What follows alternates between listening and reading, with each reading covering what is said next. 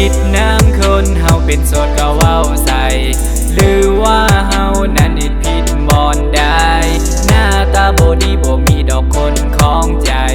หน้าตาแบบนี้สิให้ไปหาผู้ใดนี่มันชีวิต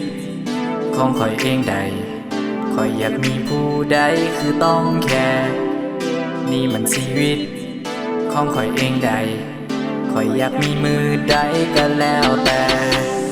อยู่ดีๆก็มีแต่คนมาคอยถามทักว่ามือใดสิมีแฟนเป็นโตเป็นตนแล้วเอิ้นว่าที่ฮักบอกคอยสนดอกกับเรื่องพันนี้เพราะหน้าตาเฮาบ่ดีก็เลยต้องโสดต่อไป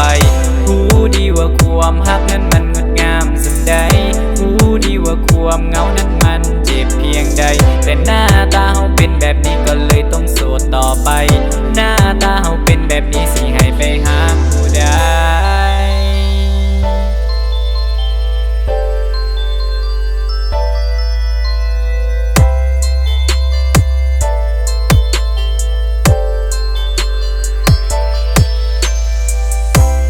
ใจว่ามีความฮักแล้วชีวิตจะสดใสแต่มีสิ่งหนึ่งมาพร้อมความฮักก็คือความเสียใจบ่อยากจะพบแบบนั้นบ่อยากจะพ่อแบบนั้นใส่ชีวิตไปวันๆก็เลยต้องโสดต่อไป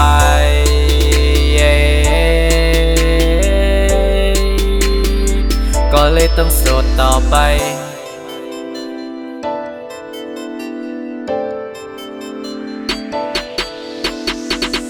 อยู่ดีๆก็มีแต่คนมาคอยถามทักว่ามือใดสิมีแฟนเป็นโตเป็นตนแล้วเอิ้นว่าที่ฮักบ่ค่อยสนดอกกับเรื่องพันนี้เพราะหน้าตาเฮาบ่ดีก็เลยต้องโสดต่อไปผู้